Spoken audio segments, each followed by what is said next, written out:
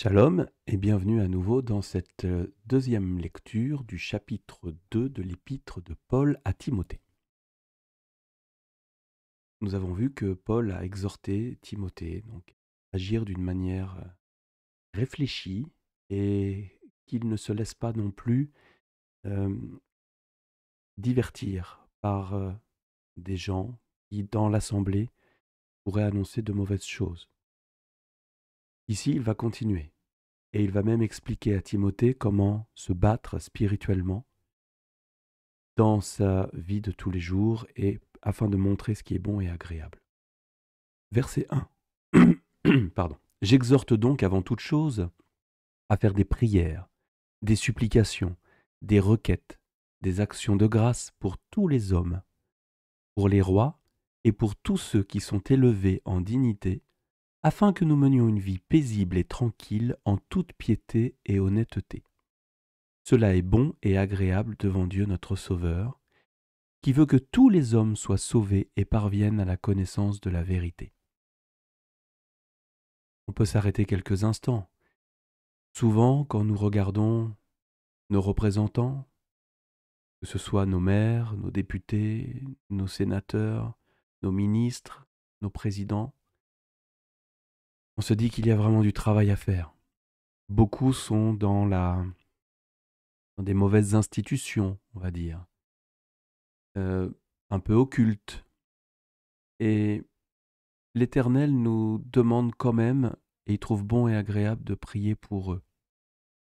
Il veut le salut de chaque homme et de chaque femme sur cette planète.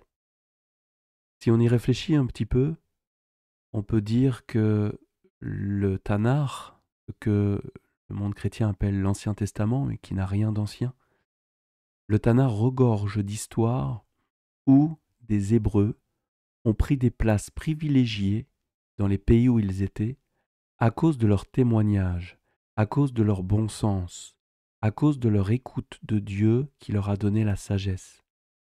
On peut dire que Abraham a été mis à part, il a été vu particulièrement bon par le roi d'Égypte, par le roi des Philistins. Joseph, malgré plusieurs déboires en Égypte, est devenu quand même le numéro 1 de toute l'Égypte. Daniel, pendant un moment difficile de déportation en Babylone, se retrouve lui aussi numéro 1 de toute la Babylonie. Et ensuite va même conseiller encore les Mèdes et les Perses. Il existe beaucoup de cas comme ça où Dieu a mis à des postes privilégiés ses serviteurs pour changer la donne. Assuérus avait pour femme Esther, qui avait comme oncle Mardoché, Mordéraï en hébreu.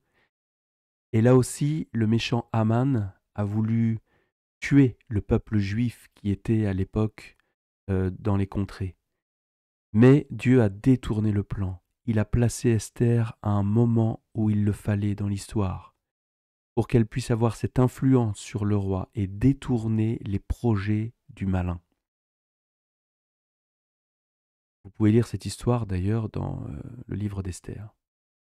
Et si les serviteurs de Dieu à ce moment-là avaient dit on ne veut rien entendre parler, les rois sont hypocrites, sont orgueilleux, n'observent pas mes dieux, alors dans ce cas-là, le peuple aurait été détruit plus d'une fois. Donc ayons toujours à cette pensée de prier pour ceux qui nous gouvernent. S'ils gouvernent mal, alors Dieu se charge d'eux. Mais nous prions pour que des hommes soient positionnés ou des femmes positionnées à des endroits stratégiques pour pouvoir conseiller au mieux nos politiciens. Verset 5. Car il y a un seul Dieu et aussi un seul médiateur entre Dieu et les hommes, Yeshua Mashiach, homme, qui s'est donné lui-même en rançon pour tous. C'est là le témoignage rendu en son propre temps, et pour lequel j'ai été établi prédicateur et apôtre. Je dis la vérité, je ne mens pas, chargé d'instruire les païens dans la foi et la vérité, je veux donc que les hommes prient en tout lieu, en élevant des mains pures, sans colère ni mauvaise pensée. Humainement parlant, je pense que c'est très compliqué à faire. Mais spirituellement parlant, inspiré par l'Esprit de Dieu, recevons son Esprit. Si nous ne l'avons pas, demandons-le, et Dieu nous le donne. Soyons remplis de son Esprit pour pouvoir prier avec des mains pures, sans colère ni mauvaise pensée. Verset 9. Je veux aussi que les femmes, vêtues d'une manière décente, avec pudeur et modestie, ne se parent ni de tresses, ni d'or, ni de perles, ni d'habits somptueux, mais qu'elles se parent de bonnes œuvres, comme il convient à des femmes qui font profession de servir Dieu. Que la femme écoute l'instruction en silence, avec une entière soumission. Je ne permets pas à la femme d'enseigner, ni de prendre de l'autorité sur l'homme, mais elle doit demeurer dans le silence. Car Adam a été formé le premier, Ève ensuite. Et ce n'est pas Adam qui a été séduit, c'est la femme qui, séduite, s'est rendue coupable de transgression. Elle sera néanmoins sauvée en devenant mère, si elle persévère avec modestie dans la foi, dans la charité, dans l'amour et dans la sainteté. Ici, ça paraît être un message totalement misogyne. Mais dans l'église de Timothée, il y avait, nous savons dans l'histoire, des femmes qui avaient beaucoup de pouvoir. Est-ce que Dieu ne veut pas que la femme se pare d'or, de perles et d'habits somptueux? Non, en aucun cas. Il ne faut surtout pas que ces choses cachent les mauvaises choses à l'intérieur. Il préfère, et Paul l'encourage là, il préfère que les femmes montrent leurs bonnes œuvres parce qu'elles servent Dieu, plutôt que des habits somptueux. Un proverbe français dit «L'habit ne fait pas le moine». Que la femme écoute l'instruction en silence, avec une entière soumission. Nous l'avons vu déjà auparavant dans d'autres études. Colossiens. La femme est soumise, c'est-à-dire sous la mission de son mari. Ce n'est pas qu'elle n'est pas capable de porter une mission, c'est que la femme est totalement dans l'émotionnel, ce qui est bien. L'homme est plus dans la réflexion, ce qui est bien aussi. Mais il faut qu'il y ait l'homme et la femme pour qu'il y ait un équilibre total. C'est dans l'émotionnel pur que Ève s'est faite séduire. Et c'est pour ça que dans l'enseignement et dans la prise d'autorité, c'est à l'homme de le faire. Est-ce que la femme a le droit de s'exprimer pur? Il est dit à d'autres endroits, quand elle est sous l'autorité de son mari, quand le mari lui donne l'autorisation de le faire. Je sais que ça peut choquer parce qu'aujourd'hui, il y a des débats dans les églises pour savoir si la femme peut prêcher ou non. Mais est-ce que nous reprenons les paroles de l'Éternel? Est-ce que nous reprenons la parole de la Bible et nous les mettons à notre sauce, à notre goût? Ou est-ce que nous obéissons à la parole de l'Éternel? Les anciens, les enseignants, les ministères sont pour la plupart des ministères d'hommes. Est-ce qu'il y a des femmes prophétesses? Oui, il y en a eu. Et il y en a encore. Est-ce qu'il y a des femmes qui ont cette capacité à enseigner? Oui, bien sûr.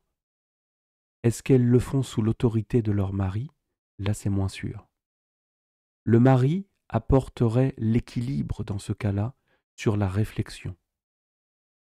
Non pas que les femmes ne peuvent pas réfléchir, évidemment que non, mais qu'il faut ce côté, et de même de l'inverse, les hommes ont beaucoup de mal avec l'émotionnel. Il faut qu'il y ait cet équilibre dans le couple. C'est sûrement d'ailleurs pour ça que Paul, plus tard nous le lirons, va encourager à ce que les anciens ne soient mariés que d'une seule femme, qu'ils soient aussi euh, témoins et qu'ils montrent que dans leur famille les enfants sont bien élevés. On ne peut pas mettre n'importe qui en ancien. Paul va d'ailleurs donner ces indications-là à Timothée, qui était jeune et qui avait lui aussi besoin de trouver un équilibre de ce côté-là. Le sujet est compliqué, le sujet est polémique, surtout dans nos pays où nous voulons absolument qu'il y ait une égalité entre l'homme et la femme. Mais qu'est-ce que ça veut dire l'égalité? L'homme et la femme n'ont pas été conçus de la même manière, n'ont pas le même but, n'ont pas la même fonction. Pourquoi voudrions-nous de l'égalité là où Dieu a mis de l'inégalité? Est-ce que ça veut dire que l'un est meilleur que l'autre? Non. Les deux ont des fonctions et des différences pour aborder certaines questions, certains problèmes. Dans le service de Dieu, c'est exactement la même chose. Réfléchissons à cela et réfléchissons aussi à ce que le monde veut absolument nous montrer comme standard. Est-ce que les standards du monde sont les standards de la Bible? Amen. Passez une bonne journée.